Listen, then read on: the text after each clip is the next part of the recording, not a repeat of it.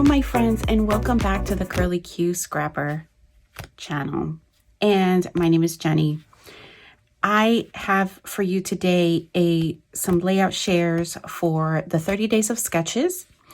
I will have the playlist in my description box, so hopefully that link will work. If not, just know that you can search in YouTube for 30 days of sketches, March 2023, and you should come up with the playlist and the different layouts that we are, that those who are taking part are creating on that playlist. So this layout is inspired by Ruth Lewidon.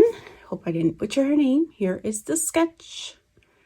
And I really love this idea of the circular title with the one kind of photo highlighting. So I wasn't a big fan of this paper, but it worked with, obviously what I was chronicling. I ended up pulling from, this is from Paige Evans. Oh, I forget which collection, but it's a Paige Evans, all of the papers. And then I just pulled in some thickers from my stash. And all of these embellishments are from Paige Evans, the cut aparts, and just some punch outs that I just did on my own. And I think the enamel dots are from my stash. I realized that I'm missing a blue. It may have fallen in the bin that I'm kind of storing these in, so I'll have to be on the lookout for that. But this is sketch number 7. This is, it got to be, so far it's one of my favorites. This is sketch number 8. The sketch was done by Susan Stringfellow, and but it is a sketch savvy sketch that was designed by Susan. So I just want to make sure that you all understand that. And here is the sketch. It's gorgeous. And let me show you. Let me try to see if I can get it all in the same frame. I used this particular layout for a couple of different challenges. Obviously for the 30 days of sketches, sketch number 8, but I also used it, if you follow my series called Through the Rainbow, during the month of March, those that are participating in the series are creating things with wood grain. So this was, it served both purposes, but I love the way this one came out. So there is that one. And I do have a process video for this one in my channel. So just be on the lookout for that if you're interested in seeing some of the more detailed, a more detailed look at that one.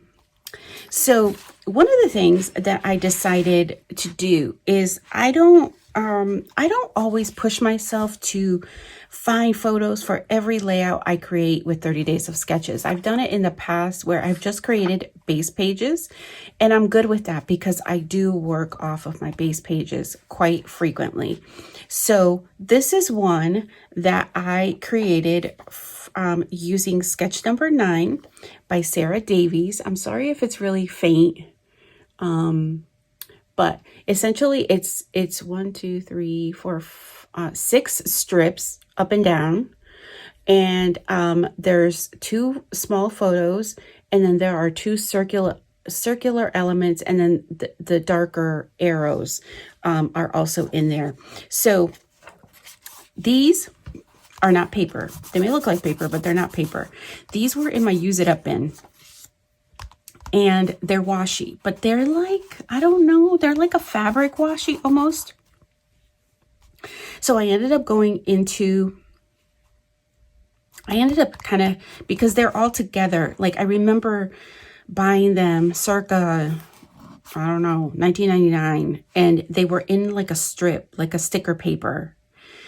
And I was like, I liked it. I bought it, obviously, but they all coordinate with one another, and they probably came with paper. Like they probably came like you purchase this and you purchase paper, but I don't think I ever bought the paper. I just bought this.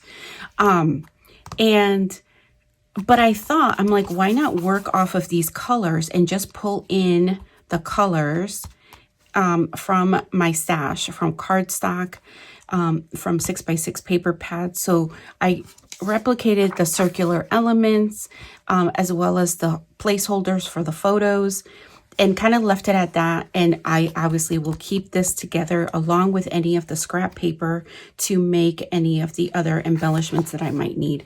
But this is another great use for the series, that you don't always have to have photos for each of the sketches. Here is one. This is sketch number 10 by Mel Walkden. And this one was a challenge for me, for sure. If you can see the sketch, it does call for some stenciling here, or some mixed media or something like that you could interpret. I mean, it could be anything. She talks about having some torn paper, her clusters. There's a whole bunch of different size photos.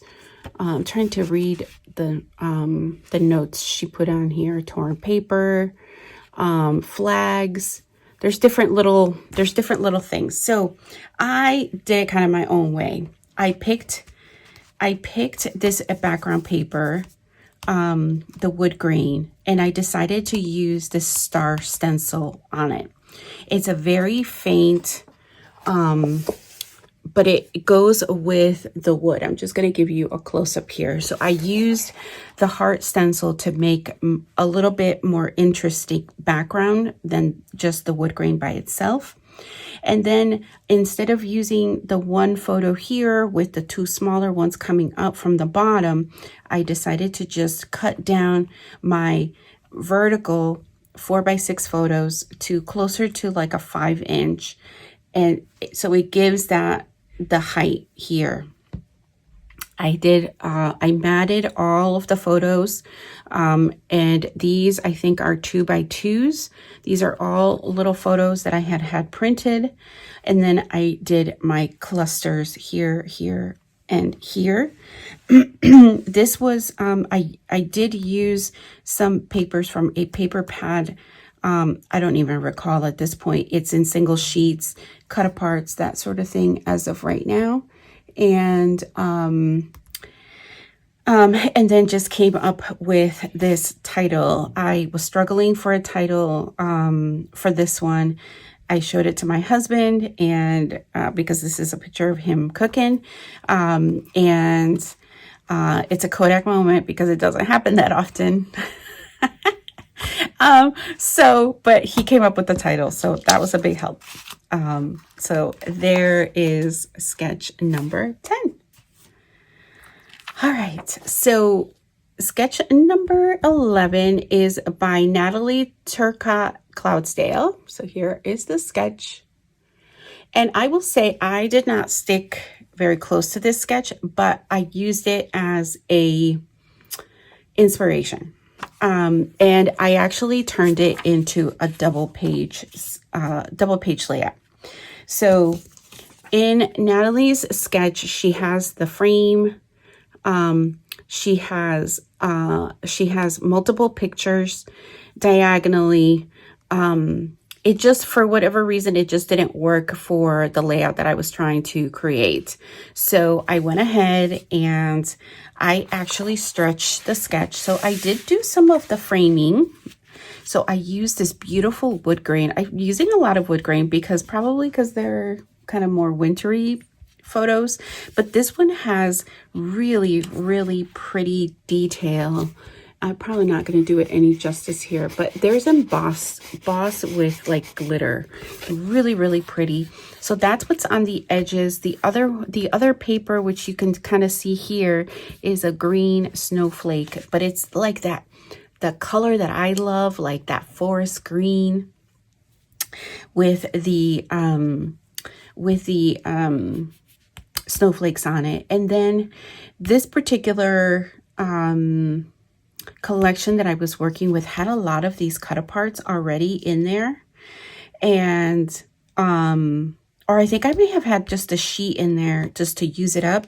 So I ended up, I think, using most of them up. I didn't use all of them, and then kind of just did 2 additional. I just added, because you know, they're smaller pieces of paper in areas here that needed to be covered. So I just brought more of that frame paper into here, and then just did a couple of small clusters there.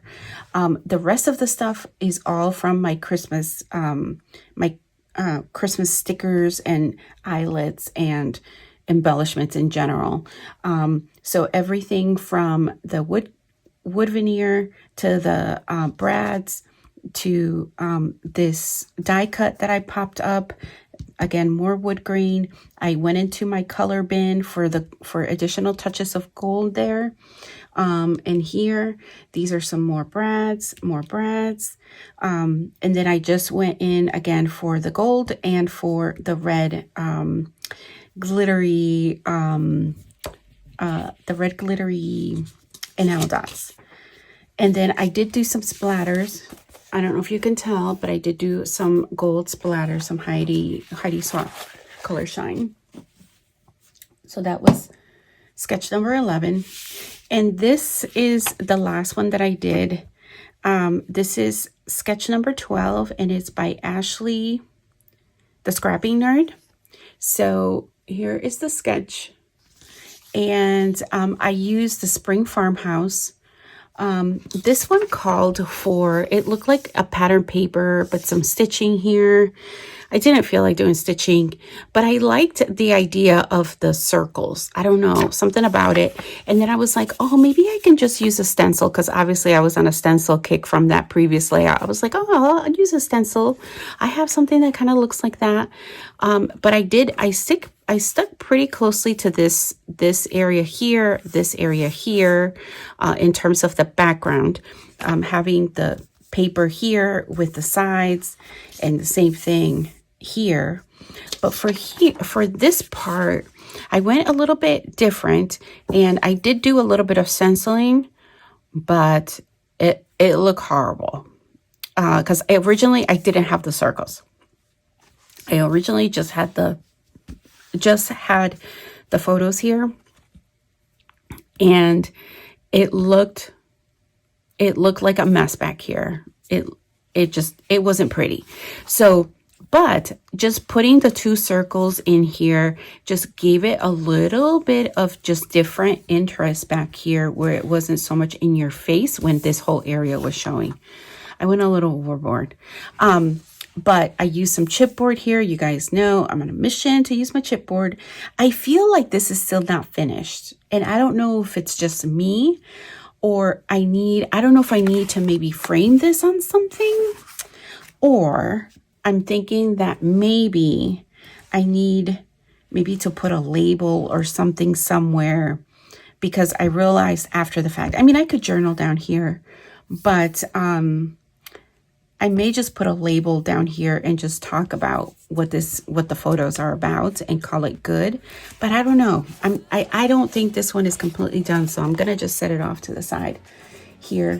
And I may just come back and work on it a little later. Or put a little note to myself before I put it away. But that is it, you guys. That is sketches, what did I say, 7 through 12. And I want to thank you guys so much for watching. I hope you've enjoyed watching me do a flip through of these sketches, and I hope that you get inspired to either watch us or watch our videos or play along with us. That I'm telling you, it is so much fun. Half of the work with the sketches done for you. It's just a matter of just pulling all of your supplies. So I want to thank you guys so much for watching, and until next time, bye for now.